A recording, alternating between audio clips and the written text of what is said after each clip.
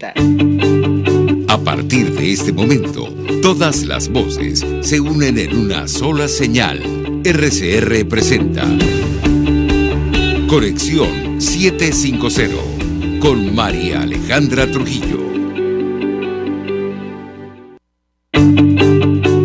Muy buenas tardes, amigos de Radio Caracas Radio. Todo el equipo que trabaja para ustedes a partir de esta hora los saluda, variada y abundante información que compartir y analizar como es costumbre la tarde de hoy. Esto es Conexión 750. Comenzamos. ¿Qué está pasando en este país? Y saludamos a esta hora a nuestro invitado, el embajador Sadio Garavini, fue embajador de Venezuela, es doctor en Ciencias Políticas. Como siempre, embajador, gracias por atendernos. Buenas tardes.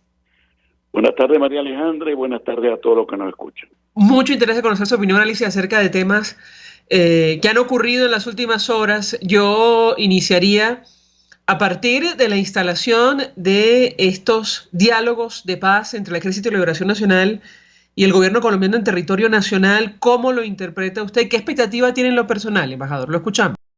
Bueno, era algo que se veía,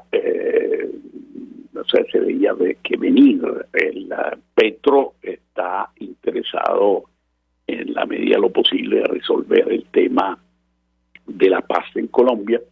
Y bueno, siendo un hombre que viene de la izquierda y en una época fue hasta guerrillero, evidentemente estaban dadas las condiciones para abrir una negociación. El hecho de poner en este sentido meter al gobierno Maduro en una función, vamos a decir, entre comillas, mediadora, es obviamente de interés de Petro, porque él sabe que el ELN tiene su base de operaciones en Venezuela y además de su base de operaciones, sino a base de financiamiento. Sabemos perfectamente que el ELN ya no tiene en territorio venezolano solo, digamos, el aliviadero clásico de que tenían las guerrillas cuando hay una frontera, pasan del otro lado, descansan y después regresan a pelear. No, el ELN está en el sur de Venezuela, ya no solamente en Apure, sino lo vemos en Barinas, sino hasta en Guayana y en el estado Monagas. O sea, ¿y por qué está allí? Bueno, para financiarse. Está metido en el oro, está metido en el coltán, está metido en general en toda la actividad de narcotráfico, sabemos. Entonces, evidentemente Petro, eso es una maniobra inteligente, al involucrar al gobierno Maduro, dice, bueno, aquí estamos reabriendo relaciones, ahora me haces el favor de intervenir en esto, y por eso no es una negociación solamente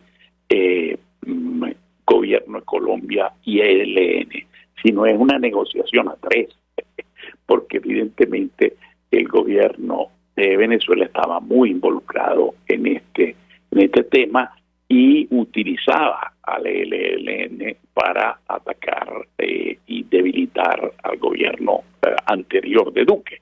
Entonces ahí vemos cuál es la razón fundamental de Petro de incluir a Venezuela, o sea, al gobierno de Maduro, en la negociación con el ELN. Embajador, hemos hablado con otros analistas acerca de la posibilidad real que el Ejército de Liberación Nacional abandone las armas, pero además las actividades ilícitas que desarrolla nuestro país.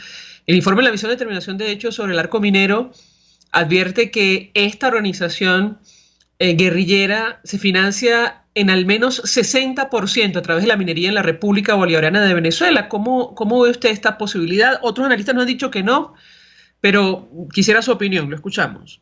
Bueno, como te venía diciendo, es evidente que el financiamiento viene en un porcentaje muy alto, no sé si es el 60%, pero ciertamente por ahí andan los tiros, y allí es donde está la gran dificultad de una negociación.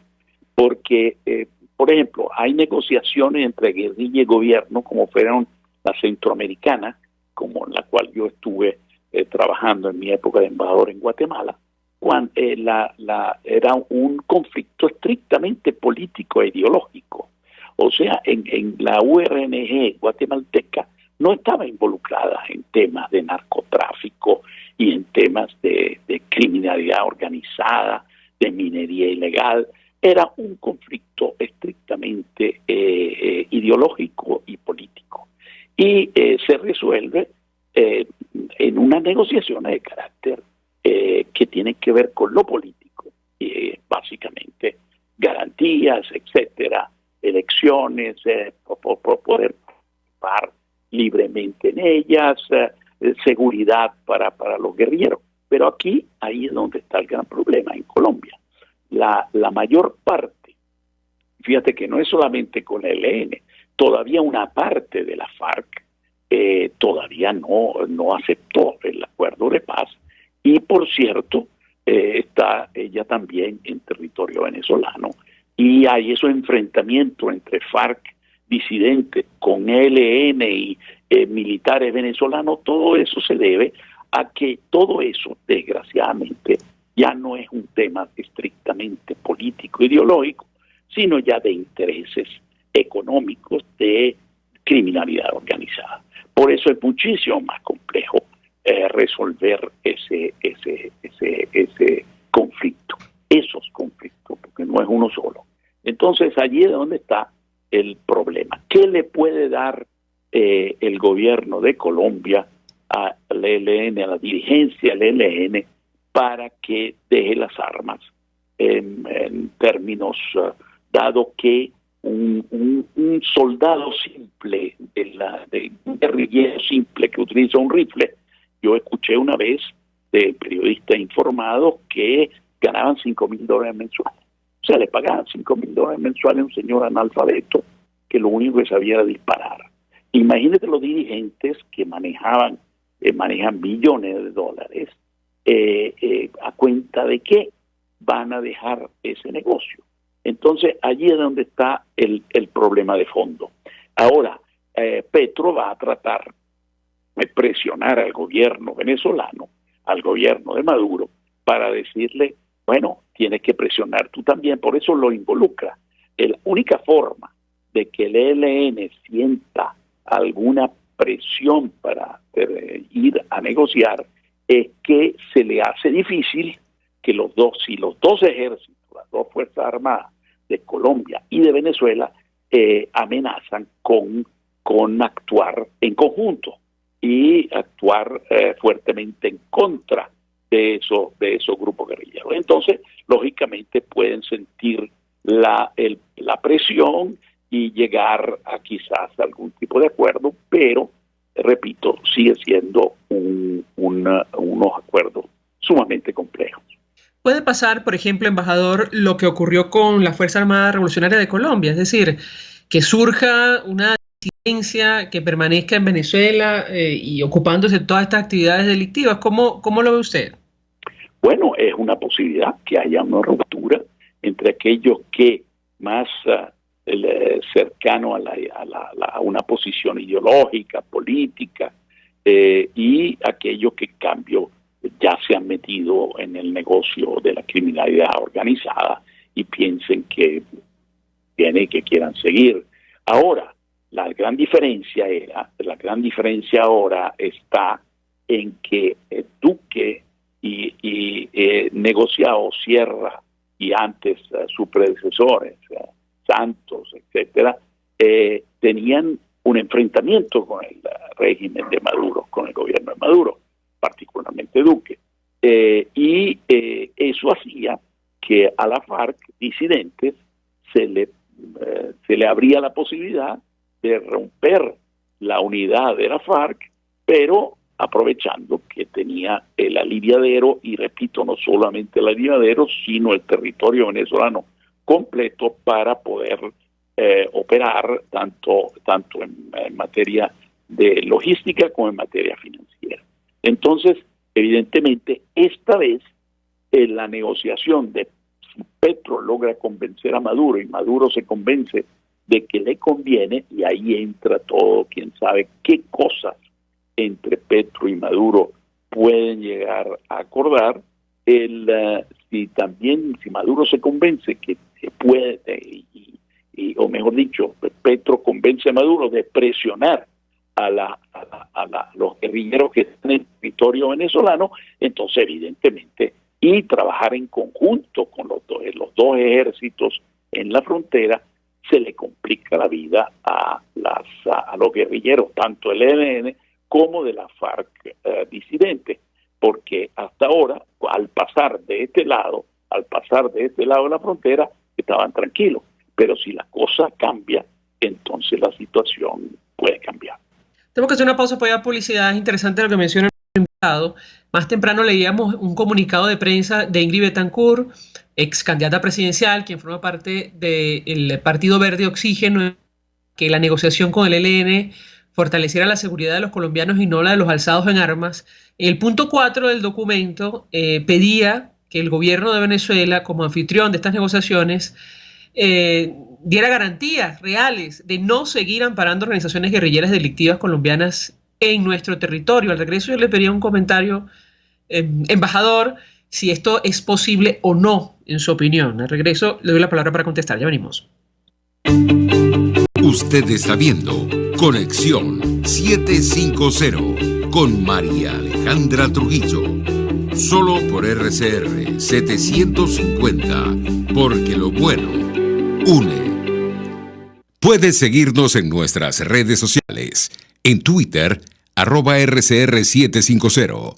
La radio que se ve. Mensaje del ingeniero José Peraza, tesorero del FONPRES CIB. Estimado colega ingeniero arquitecto y profesional afín, el Colegio Ingeniero de Venezuela y el Fondo de Previsión Social, preocupado por la salud de tu familia, ha diseñado un sistema de salud integral que coloca a tu disposición y que contiene asistencia primaria de salud, ambulancia, hospitalización, cirugía, oftalmología, dermatología, fisioterapia, psicología, odontología, farmacia y funerario. Para mayor información, visítanos a nuestros portales cib.net.be, fonprescib.net.be, Colegio de Ingenieros de Venezuela, construyendo futuro. Amigos, nace un nuevo concepto de farmacia en Venezuela. Farmacia CVS y más. Todo lo demás. En Farmacia CVS, en español CVS, lo consigues todo en un solo lugar. Salud, belleza, hogar y comida. Un nuevo concepto en todo para un nuevo concepto de vida. Farmacia CVS y más está en el CCCT nivel C1, frente a Beco y al lado del Banco Mercantil. En Instagram, FarmaCVS. Farmacia CVS y más. Todo lo demás. Un espacio que analiza y debate la coyuntura política, económica y social de nuestro país. Acompañe cada mañana a la periodista María Alejandra Trujillo en Palabras más, palabras más, palabras menos. Palabras más, palabras menos.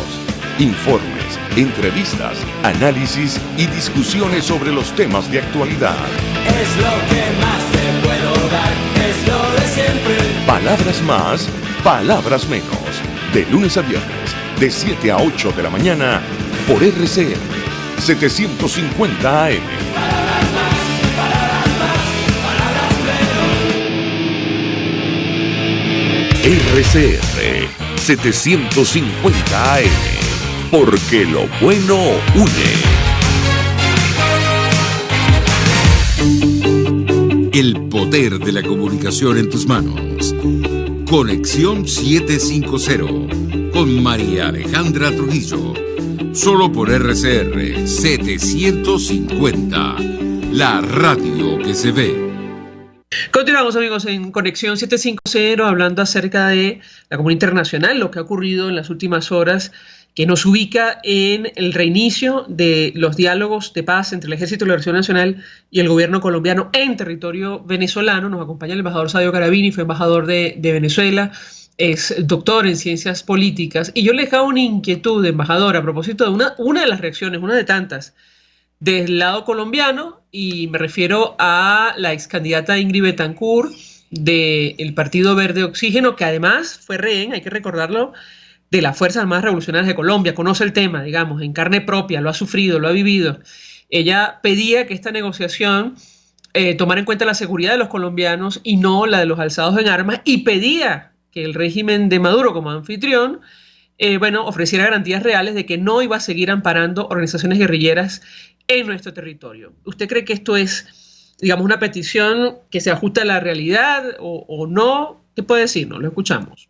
Bueno, efectivamente, Petro, al involucrar al régimen de Maduro en las negociaciones, no es simplemente para tenerlo allí de mediador de buena fe, como por ejemplo es el caso de Noruega en la relación, en el diálogo de paz entre la plataforma democrática y el régimen de Maduro. Es una función totalmente distinta, precisamente porque es un actor plenamente involucrado. Y, por cierto, depende si la LLN y la FARC disidente puedan llegar a un acuerdo. El ELN y la FARC disidente no van a llegar a un acuerdo con Petro si Maduro no interviene en el sentido, favorece la posición de Petro en el sentido de coordinar. O sea, tiene que haber una amenaza real de la coordinación de los dos ejércitos, las dos fuerzas armadas de Colombia y de Venezuela en enfrentar al ELN y a la FARC disidente, aun cuando eso pasa a formar parte quizá de otra negociación, pero en el caso del ELN, si no hay esa presión y coordinación entre el régimen de Maduro y el de Petro, es muy difícil llegar a un acuerdo con una guerrilla que, repito, ya no es solo ideológica y política, sino está involucrada en la criminalidad organizada. Debe sentir la presión de fuerza de los dos gobiernos y por eso Petro se ha manejado en ese sentido y ha metido a Maduro en las negociaciones. No es un simple mediador que entrega, o como es México, por ejemplo, en el diálogo de paz entre la plataforma democrática, o sea, ni se parece a México en las negociaciones en México, ni se parece a Noruega. El régimen de Maduro en las negociaciones entre Petro y el ELN es un actor, un actor que, por cierto, es un actor que decide, porque si no presiona, como dije antes, es muy difícil que, si no se pone de acuerdo con Petro, así que entra la otra negociación. Por eso es interesante esta negociación. No es una negociación de Petro con el ELN, es una negociación triangular en la cual Petro está negociando con Maduro para que Maduro a su vez apoyar al ELN, y es una negociación en la cual intervienen los tres actores. No es un mediador, ni le está dando simplemente la sede en Caracas. Es un actor en la mesa. Embajador, no quiero perder la oportunidad de preguntarle acerca de Guyana y el Esequibo, sobre todo tomando en consideración las últimas audiencias. Este país cuestionó, de hecho, los argumentos de Venezuela sobre la disputa territorial que tenemos. Pidió, además, a la Corte Internacional de Justicia que fije una fecha para presentar una contramemoria a más tardar a 9 meses del fallo. Y yo le pediría un comentario. ¿Cómo ve usted las posibilidades de nuestro país reivindicar, digamos, los derechos de Venezuela sobre el Esequibo, tomando en consideración la cantidad de errores que se han cometido durante años y el punto en el que se encuentra ahora mismo este proceso? Lo escuchamos. Bueno, tú sabes que eso sí es un cuento muy largo, pero simple y llanamente lo que yo he repetido mucho es los errores se pagan. Y efectivamente el error más grave fueron estos últimos años, y la pregunta que deberían siempre hacerse los venezolanos es: ¿cómo es posible que 2 secretarios generales de las Naciones Unidas, más el último mediador, Dag Nylander, el último buen oficiante, decidieron llevar el caso a la Corte Internacional de Justicia, que era el método de solución que Guyana, desde 1966, desde la misma firma del Acuerdo de Ginebra, quería que se llegara allí. Venezolanos se habían opuesto. Precisamente la pregunta es cómo es posible que el régimen de Maduro no lograra evitar llegar a la Corte Internacional de Justicia, que era el método preferido por Guyana. Por alguna razón será que era el método preferido de Guyana desde 1966. Y allí entonces vemos cómo fue la irresponsabilidad, la falta de profesionalidad de todos estos años antes de que los dos secretarios generales decidieran lo que decidieron, porque ellos interpretaron que el Acuerdo de Ginebra le daba la posibilidad de decidir al respecto. Ahora Venezuela dice que no, que el gobierno no tenían esa posibilidad de hacerlo, no tenían la capacidad. Eso es debatible. Muchos juristas, aún venezolanos, te van a decir, si no lo dicen en público, lo dicen en privado, que el Acuerdo de Ginebra permitía a los secretarios generales, al secretario de las Naciones Unidas, tomar esa decisión. Pero de todas maneras, ¿por qué no se pudo evitar? Y ahí es donde está el drama, cuando Guyana dice, vamos a la Corte Internacional de Justicia, el secretario general, Venezuela insistía, no, vamos a seguir con los buenos oficios. Buenos oficios era esta función de un mediador que correveidile entre las partes que tenía desde 1989.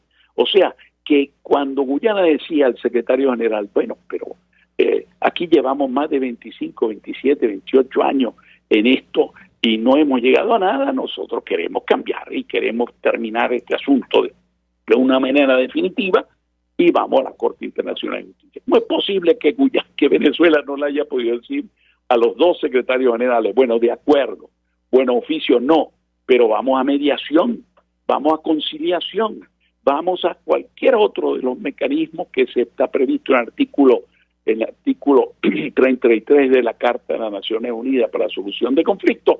El que menos le interesaba a Venezuela era el preferido por Guyana, que es la Corte Internacional. Bueno, ahora estamos en la Corte y ahora es un problema estrictamente jurídico en la cual las declaraciones de Delcy el otro día en la Corte, bueno, yo quiero ver con qué cara cuando escuchaba cosas como esta, que Inglaterra debe dar la cara, no es Guyana, porque no existía Guyana cuando el laudo arbitral. Eso es una tontería, porque eso hay que explicarle que hay lo que se llama la sucesión de estados.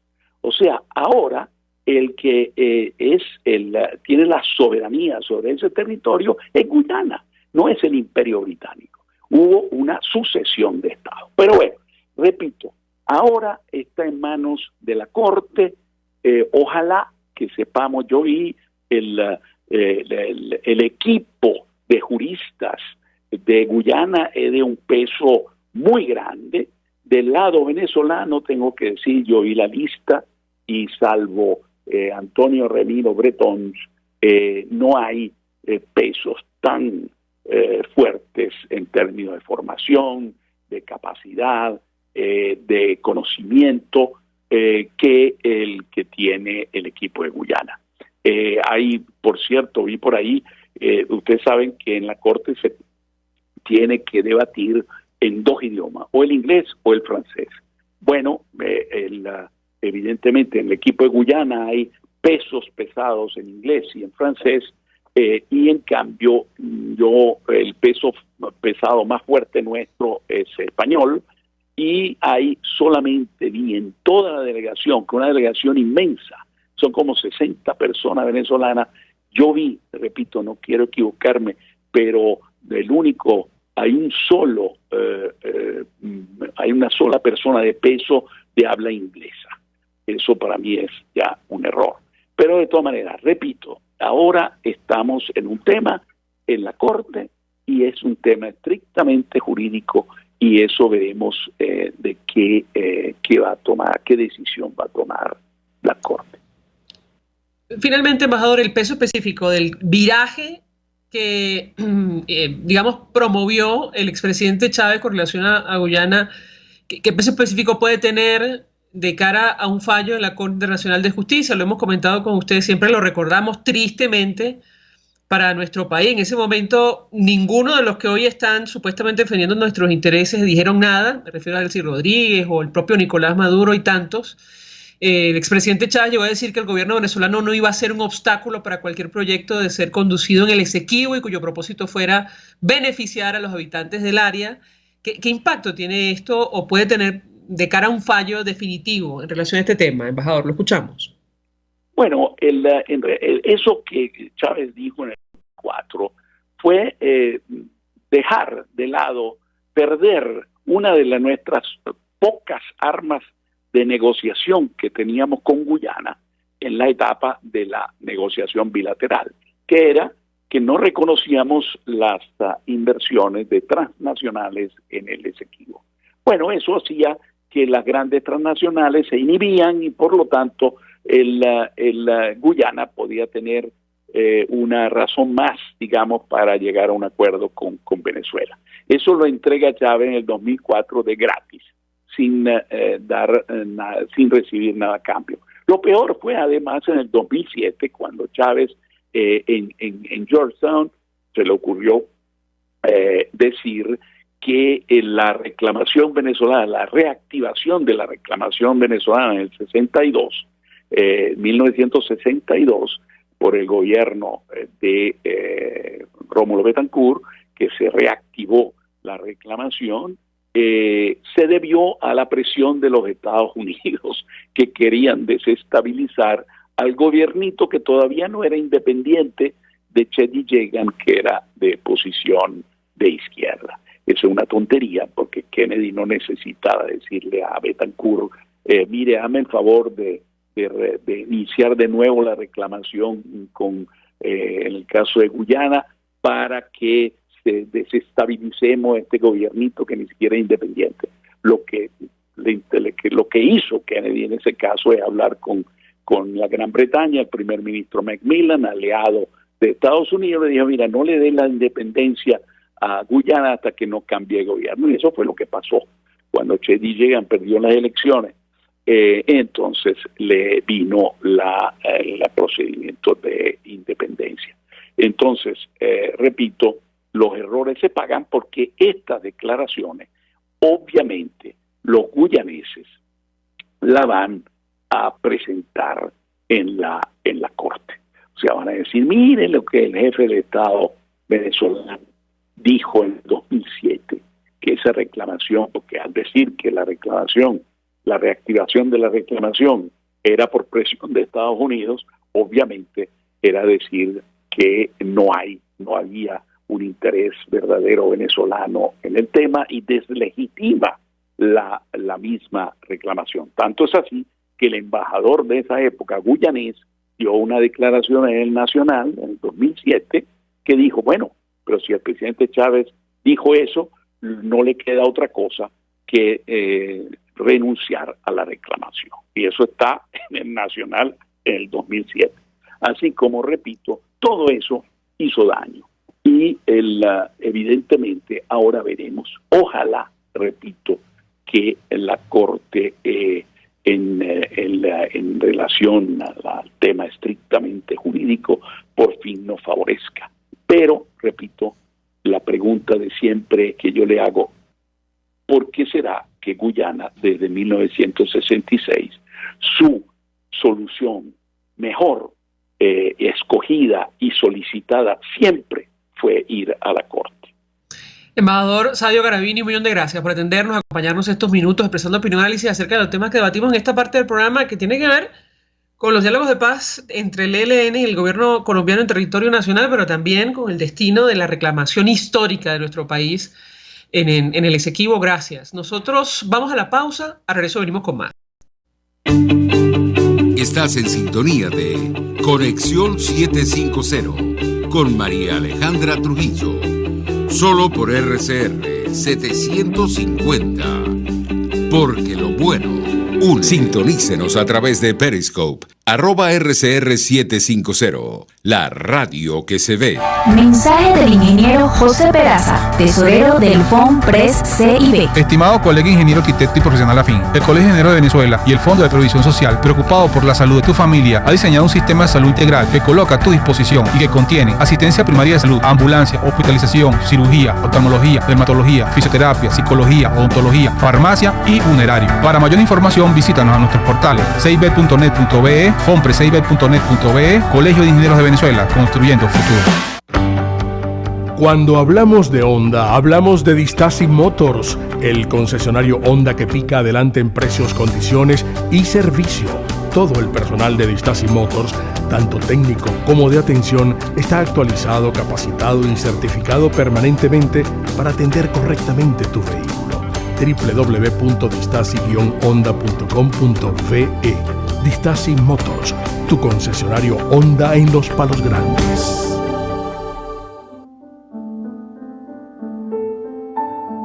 La Academia de Ciencias Físicas, Matemáticas y Naturales presenta El progreso tiene su ciencia.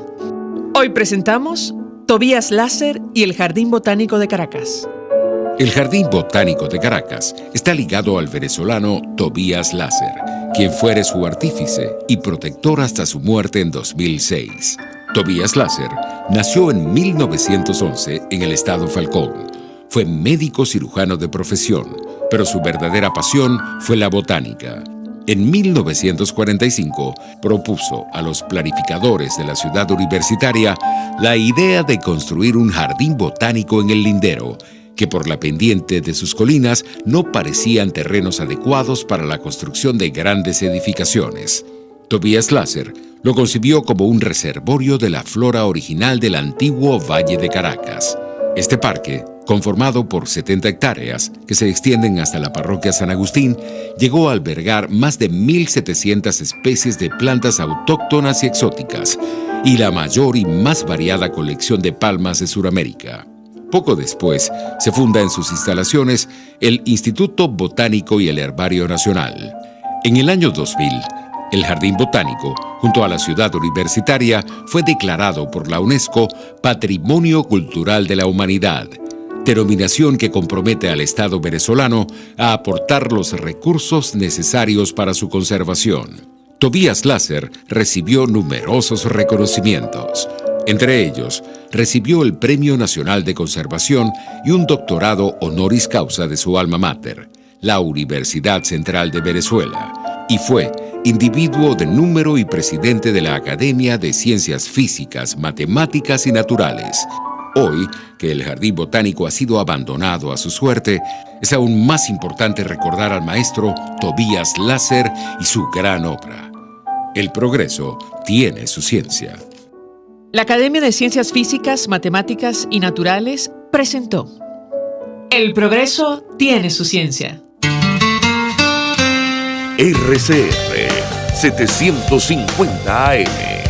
Porque lo bueno une.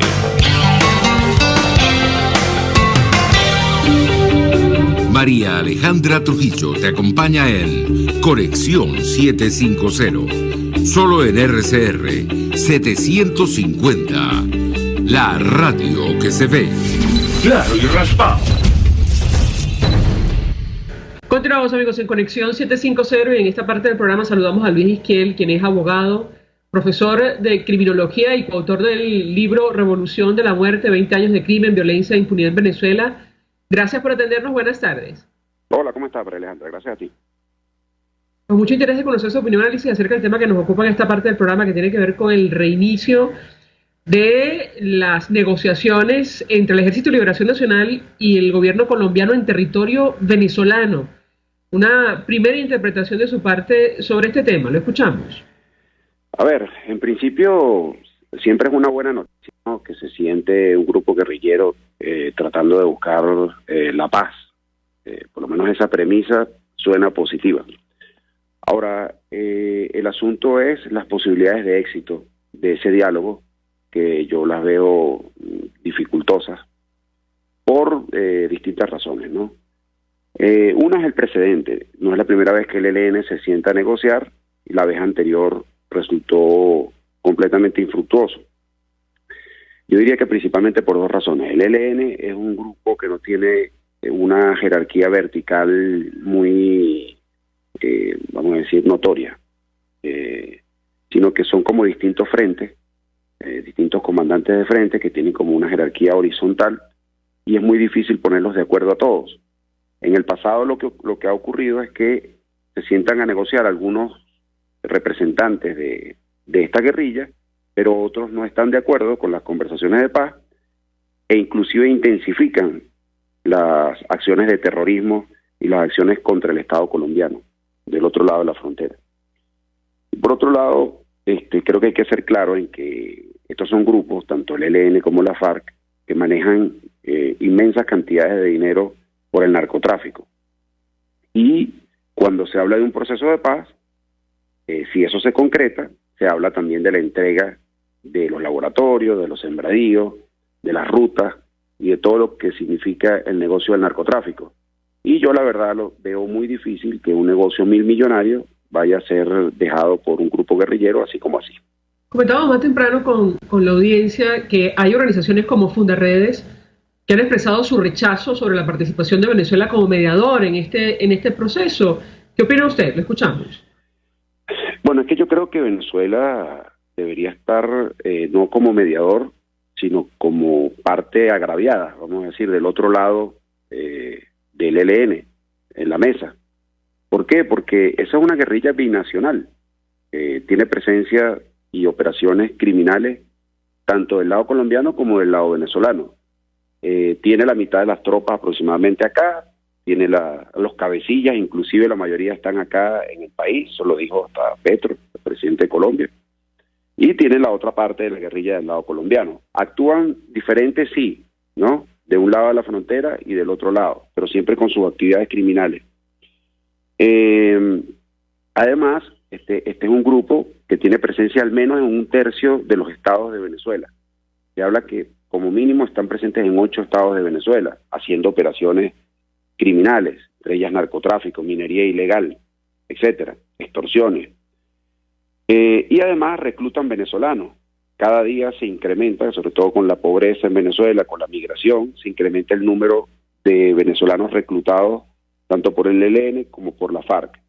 Y también Venezuela es víctima porque estos grupos en los territorios donde están, en muchas partes ejercen lo que se denomina gobernanza criminal, es decir, se convierten en la autoridad, imponen leyes de comportamiento, etcétera, violando la soberanía nacional. Entonces, yo sí estoy de acuerdo en que Venezuela debería estar sentada allí como parte agraviada, junto con el Estado colombiano, y no como mediador, como que si no tuviera nada que ver con el accionar de este grupo criminal colombiano.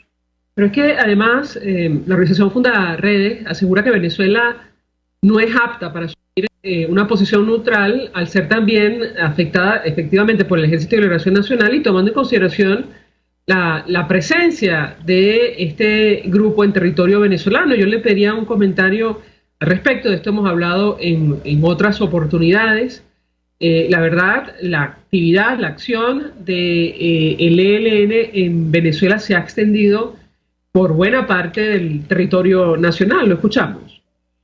Sí, por eso te decía que Venezuela es víctima, los venezolanos somos víctimas. De hecho, la Fuerza Armada, este grupo ha atentado inclusive contra miembros de la Fuerza Armada Nacional, no solo contra los ciudadanos civiles. Estamos hablando, María Alejandra, del grupo criminal con mayor fortaleza hoy en Venezuela, me atrevería a decir, con más presencia en distintos estados, con mayor poder de fuego, con negocios millonarios que tienen que ver con el narcotráfico, y el grupo criminal que ha crecido más en los últimos tiempos, por encima del Tren de Aragua, que son organizaciones criminales con distinto accionar, ¿no? Y con distinta naturaleza. Pero yo diría que hoy el ELN es el grupo criminal más fuerte en el territorio nacional. Entonces, imagínate tú, si seremos víctimas los venezolanos o no de este grupo guerrillero. Inclusive, la penetración en nuestro territorio probablemente haya llegado tan lejos como el estado Monaga. Hay que recordar que a principios de este año se presentó allí en Monaga un enfrentamiento entre el sindicato de Barrancas, que es un grupo delictivo que controla esa población del estado Monagas, y presuntos guerrilleros del ELN. Si esto es cierto, estamos hablando que este es un grupo que ha penetrado unos 1.000 kilómetros desde la frontera colombiana dentro del territorio venezolano. Además, Fundarredes recordó recientemente en un comunicado a propósito de estos diálogos en Venezuela que las autoridades venezolanas han reaccionado con persecución, hostigamiento y detención arbitraria contra activistas y defensores de derechos humanos, incluyendo a Javier Tarazona, director de la organización, cuando estos han denunciado la complicidad de funcionarios y políticos con esta organización. Y yo le pedía un comentario sobre la dimensión de este problema. Lo escuchamos. Sí, ciertamente. Y las cosas al revés, pues. Quienes se han dedicado a la denuncia de la presencia de los grupos guerrilleros en Venezuela, como Javier Tarazona, que además lo decía con base, con pruebas y dando informaciones certeras, son los que están detenidos. Y resulta que según Gustavo Petro, los jefes de la guerrilla del ELN están aquí en Venezuela, la mayoría de ellos, y no está detenido ninguno. Y no estamos hablando de este proceso de paz, estamos hablando de tiempos anteriores. Entonces, pareciera que aquí hay como un doble rasero, ¿no? En ese sentido. Por otra parte, Marilena, también hay que destacar que este grupo guerrillero narcotraficante no solo se enfrenta al gobierno colombiano, sino que también tiene enfrentamientos con grupos disidentes de la FARC. Apure fue un escenario de esos enfrentamientos, por ejemplo, entre el ELN y el Frente 10 de la FARC. Así que esa paz no solo tiene que ver con el gobierno colombiano, sino que esa paz también tendría que ser con los grupos guerrilleros, grupos delictivos, contra los cuales se enfrenta el ELN, por territorio, por economías criminales, principalmente el narcotráfico. Si permiten, nuestro invitado, tenemos que hacer una pausa para ir a publicidad. Hay una dimensión de este problema, de esta situación, que quedó reflejada perfectamente en uno de los últimos informes de la Misión de Determinación de Hechos referido al arco minero del Orinoco. Ellos identifican como uno de los grupos extranjeros que actúan en nuestro país justamente al Ejército de Liberación Nacional. La pregunta que yo le haría es, ¿este diálogo que se ha iniciado en territorio venezolano es garantía de que los miembros de esta organización van a dejar de lado las actividades ilícitas? Usted ya ha respondido algo, ya ha adelantado algo, pero al regreso le doy la palabra para contestar. Ya venimos. Escuchamos Conexión 750, solo por RCR 750, la radio que se ve. Puedes seguirnos en nuestras redes sociales, en Twitter, @RCR750, la radio que se ve. Mensaje del ingeniero José Peraza, tesorero del FONPRES CIB. Estimado colega ingeniero arquitecto y profesional afín, el Colegio Ingeniero de Venezuela y el Fondo de Previsión Social, preocupado por la salud de tu familia, ha diseñado un sistema de salud integral que coloca a tu disposición y que contiene asistencia primaria de salud, ambulancia, hospitalización, cirugía, oftalmología, dermatología, fisioterapia, psicología, odontología, farmacia y funerario. Para mayor información, visítanos a nuestros portales cib.net.be, fonprescib.net.be, Colegio de Ingenieros de Venezuela, construyendo futuro. Cuando hablamos de Honda, hablamos de Distasi Motors, el concesionario Honda que pica adelante en precios, condiciones y servicio. Todo el personal de Distasi Motors, tanto técnico como de atención, está actualizado, capacitado y certificado permanentemente para atender correctamente tu vehículo. www.distasi-honda.com.ve. Distasi Motors, tu concesionario Honda en Los Palos Grandes. Hola, soy Blanca Rosa Mármol de León, magistrada emérita del Tribunal Supremo de Justicia. Les invito a sintonizarnos junto a Thais Peñalver los martes de justicia al mediodía en Buen Provecho. Conéctese con nosotros en @RCR750 y buen provecho. Antes de empezar el día, entérese de lo que acontece en el país junto a Pedro García Otero en Titulares de la Mañana. De lunes a viernes a las 6:30 de la mañana. Acompáñelo y empiece su día bien informado. Titulares de la Mañana con Pedro García Otero. Solo por RCR 750 AM. porque lo bueno une. Mis amigos, quiero invitarlos a que me acompañen en vivo todos los días de 8 a 9 de la mañana a disfrutar de nuestro programa por todos los medios. Periodismo independiente, con nuevas ideas, nuevas opiniones, Nueva Venezuela y sus secciones. Dice mi vecina, está circulando y otro nivel. Corran la voz, no me fallen, por todos los medios por aquí, por RCR 750, la radio que se ve, la radio que se ve. RCR 750 AM, porque lo bueno une.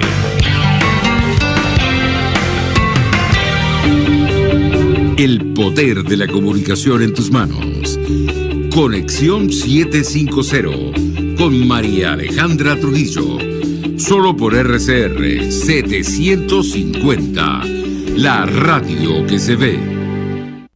Amigos, en Conexión 750, hablando acerca del reinicio de negociaciones o diálogo entre el Ejército de Liberación Nacional y el gobierno colombiano en territorio venezolano. Nos acompaña Luis Isquiel, que conoce el tema, abogado, profesor de criminología, y yo le dejaba una inquietud. Da la impresión que estos diálogos entre el ELN y el gobierno colombiano no son garantías de que esta organización va a dejar de lado las actividades ilícitas que tiene en nuestro país, incluyendo la minería ilegal, tal y como lo refleja el informe de la Misión de Determinación de Hechos. ¿Qué opina usted? Lo escuchamos. Bueno, sí, hay muchos elementos que indican que el ELN de otros negocios criminales en Venezuela está involucrado en la minería ilegal en el estado Bolívar, principalmente. Es difícil comprobarlo en un país donde las instituciones están secuestradas y donde este tipo de cosas no se investiga desde el punto de vista oficial, pero hay mucha gente que señala, hay muchos informes, como tú dices, que señalan que esto es así, que el ELN no solo se dedica al narcotráfico, sino también a la minería ilegal en Venezuela. Fíjate, hay un informe, dentro de un informe de la Junta de Investigación y Fiscalización de Estupefacientes de la ONU, un organismo ligado, dependiente de la ONU, que se encarga de investigar el narcotráfico en el mundo, se señala que el ELN tiene presencia en el estado Zulia con relaciones con el cartel de Sinaloa para el envío de cargamentos de droga hacia Centroamérica, hacia México, con esta organización criminal mexicana. Entonces, aquí te pongo un ejemplo para ver si ustedes creen, tú y los oyentes creen que el ELN va a dejar este negocio, ¿no? De la región donde se produce más droga en Colombia es la región de Catatumbo, queda en el departamento del norte de Santander, fronterizo con el estado con Venezuela por el estado Zulia, región de Catatumbo también del lado venezolano. Ese es un territorio controlado básicamente por el ELN, es uno de sus bastiones, laboratorios, sembradíos de droga, y del lado venezolano pistas clandestinas para la salida de los cargamentos de narcotráfico, según la ONU, en complicidad con organizaciones mexicanas como el cartel de Sinaloa.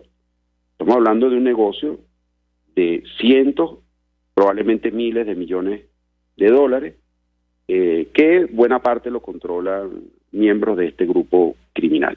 Entonces, es difícil tener esperanza en la culminación de un proceso de paz cuando tú estás tratando con un grupo que está en actividad con estos negocios milmillonarios, sobre todo el narcotráfico, pero también la minería ilegal. Además, el ELN es el grupo que controla la mayoría de las trochas entre Venezuela y Colombia hoy en día. También donde hay contrabando, tráfico de migrantes y otros delitos por allí, por estos caminos verdes o trochas. En el punto 199 de este informe, al que hacemos mención, de la Misión de Determinación de Hechos, que habla de la presencia de actividad del Ejército de Liberación Nacional, ellos datan la presencia de esta organización en territorio venezolano desde por lo menos los años 1970 y advierten que el ELN expandió su presencia en territorio después del acuerdo de paz entre las Fuerzas Armadas Revolucionarias de Colombia y el gobierno colombiano en septiembre de 2016. Sí, correcto. Y yo le pediría un comentario porque ciertamente ellos citan un informe de Inside Crime, una organización con sede en Colombia, y habla de presencia del ELN en 2 estados del país. Y además, una posible abierta complicidad con algunas autoridades estadales venezolanas. Yo le pedía un comentario, ¿cómo acometer acciones? Porque da la impresión que en tanto no haya una voluntad política, una decisión de combatir a estos grupos que, según este informe, vienen en nuestro país desde los 70, caramba, es muy complicado pensar que independientemente se firme la paz con el gobierno colombiano, ellos, dejarán las armas o saldrán de Venezuela. Lo escuchamos. Sí, bueno, mira, la presencia del ELN data ciertamente de varias décadas acá en Venezuela. Hay que recordar el episodio sangriento donde este grupo atentó contra varios miembros de la Marina venezolana en Cararabo. Puedes recordar ese episodio, no recuerdo cuántos soldados asesinaron allí en Cararabo, creo que eso fue en los años 80. Y los victimarios fueron miembros de este grupo que hoy está sentado aquí supuestamente en un proceso de paz. Y las víctimas, funcionarios de la Fuerza Armada Nacional. Y por otra parte, ciertamente, fíjate tú, en el 2016 pasó esto que te estoy diciendo, pero con el grupo de la FARC. Se sentaron parte de esta organización, supuestamente a conversar con el gobierno colombiano, un proceso de paz, pero otros nunca se sentaron. Y entonces siguieron activados. Pero la disminución de la fuerza de la FARC, producto de que una parte se sentó a negociar con el gobierno colombiano, fue aprovechada por el ELN para tomar esos territorios que fueron abandonados por los miembros de la FARC que se sentaron a negociar. Entonces, bueno, fíjate, ese grupo de la FARC nunca se pacificó. De hecho, siguen delinquiendo, siguen estando metidos en el negocio del narcotráfico. Y una cosa que habría que preguntarse, que yo no he visto que eso vamos a decir, se haya determinado, es cuánta representatividad tiene esa delegación del ELN que está aquí negociando la paz supuestamente en Venezuela. Es decir, cuánto porcentaje de ese grupo estos que están sentados negociando controlan, y cuántos comandantes de frente no están de acuerdo con ese proceso de paz y no están en esas negociaciones, porque eso sería importante saberlo para ver cuál es la magnitud de las posibilidades de paz con esa gente que está sentada supuestamente representando al ELN. Yo no creo que sea la totalidad del ELN, pero sería interesante saber a cuántos representan los que están allí sentados a nombre del ELN. Le reformulo la pregunta. Si hubiera un cambio en nuestro país, ¿qué hacer con este asunto y la presencia del Ejército de Liberación Nacional en Venezuela? Yo creo que lo que dice la Constitución, ¿no? La Fuerza Armada tiene que defender la soberanía nacional. Y lo que dicen las leyes venezolanas, quienes estén involucrados en economías criminales como el narcotráfico, las operaciones de oro, robándose el oro de Venezuela, tienen que ir detenidos, tienen que ser enfrentados por los cuerpos de seguridad, principalmente en este caso de estos grupos guerrilleros, por la Fuerza Armada Nacional. Y debe haber, si del lado colombiano hay voluntad, debería haber también una coordinación de esfuerzos, dado que esta es una guerrilla binacional que actúa criminalmente a ambos lados de la frontera. Y yo diría, ¿por qué no? También establecer relaciones de inteligencia, relaciones de compartir informaciones con agencias de inteligencia de los países afectados por las operaciones de estos grupos, que básicamente son los países donde ellos introducen los cargamentos de drogas y se afecta a las poblaciones de estos países. Es decir, digamos, acometer acciones en coordinación con la comunidad internacional en territorio venezolano. ¿Es así? Sí, correcto. Principalmente diría yo con el Estado colombiano y con países como varios países europeos, los Estados Unidos, que es donde el México, donde son introducidos los cargamentos de droga en los que están involucrados estos grupos guerrilleros. Luis Esquiel, 1 millón de gracias por atendernos, acompañarnos. abogado penalista, profesor de criminología, coautor del libro Revolución de la Muerte, 20 años de crimen, violencia e impunidad en Venezuela, expresando opinión y análisis acerca del tema que nos ocupa en esta parte del programa. Tiene que ver con la reinstalación de la mesa de diálogo entre el Ejército de Liberación Nacional y el gobierno colombiano en territorio venezolano. Nosotros nos despedimos, lo hacemos a nombre de Jaime Nestares en la Dirección General de la Estación, en la gerencia de producción Willy Charcaya, en la producción Yay Pacheco, los controles Gregorio González, quien tuvo el inmenso placer de acompañarles, María Alejandra Trujillo.